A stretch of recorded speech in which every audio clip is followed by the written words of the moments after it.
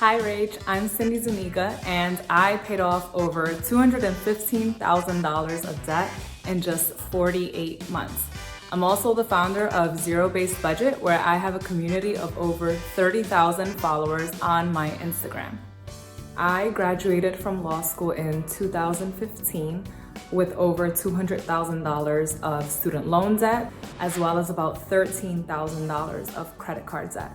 I realized that of the $24,000 that I had paid to my student loans in my first year of repayment, only $4,000 went to the principal.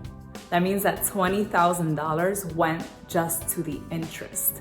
I decided to refinance my student loans.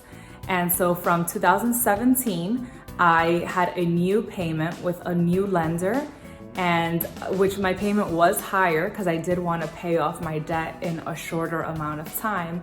But refinancing actually saved me about $40,000. Determine what your why is. Why do you want to become debt-free? For me, my why was my family. So my parents are immigrants.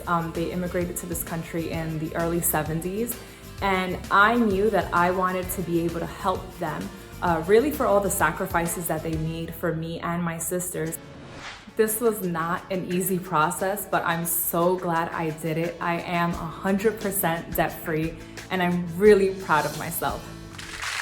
Walk us through what you call the zero-based budget. Right, so the zero-based budget is a budgeting system in which you allocate every single dollar that brings in to a specific category. So you'll see on here, we have an example zero-based budget where the paychecks that are coming in, that's in the income category. Then we have various savings categories, the expenses, the debt, such that every single dollar is allocated. So in the end, we have $0 left over. And so what I want to specifically talk about is the sinking funds, okay?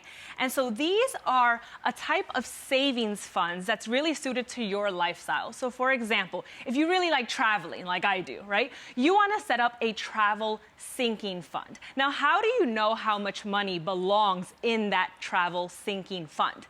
Here is a sinking fund equation that I recommend that you use. First, you look at how much money will you need for that expense. Flight, accommodations, How many food. months? Exactly, right. And then, how many months in the future is that? Exactly. So if our trip to Paris is, say, 6 months out, then we know that that's the number that we need to use to divide how much money we actually need. And then we'll know exactly how much money we should be putting into that sinking fund every single month. Just so proud of you. I wish you could come back all the time. Thanks so much.